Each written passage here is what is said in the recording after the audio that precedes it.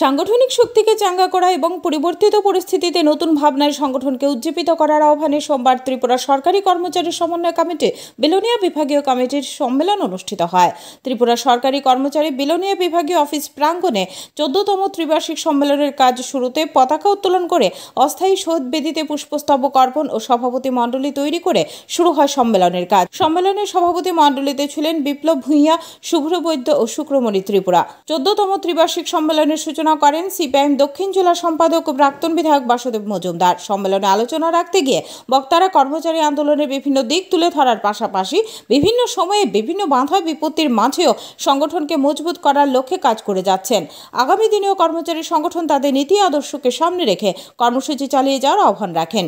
ক্ষমতায় আসার কারণে এবং এইটাকে সাংঘাতিকভাবে প্রচার শুরু করলেন হঠাৎ করে দেশদ্রোহীদের মুখে, অর্থাৎ যাদের ইতিহাস দেশদ্রোহিতার ইতিহাস, আমাদের কিন্তু নতুন করে শিখাতে হবে না, সবাই আমরা জানি।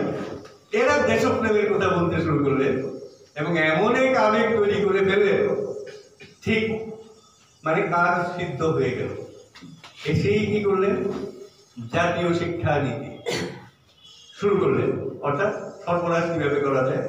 এইভাবে একের পর এক সর্বনাশ করে করে করে করে আজকে দেশটাকে এমন জায়গাতে এনে দাঁড় করিয়েছেন যে আমরা জানি না যে এরা ক্ষমতায় না থাকলেও এটা রিকভারি করতে আমাদের কত বছর লাগবে। এর আগে যারা প্রধানমন্ত্রী ছিলেন, বিশেষ করে শ্রীমতী ইন্দিরা গান্ধীর সময় থেকে ওই যে বিদেশ থেকে ঋণ নেওয়া এটা শুরু হয়েছিল এবং এরা সবাই মিলে 53 লক্ষ কোটি টাকা বিদেশি ঋণ নিয়েছিলেন।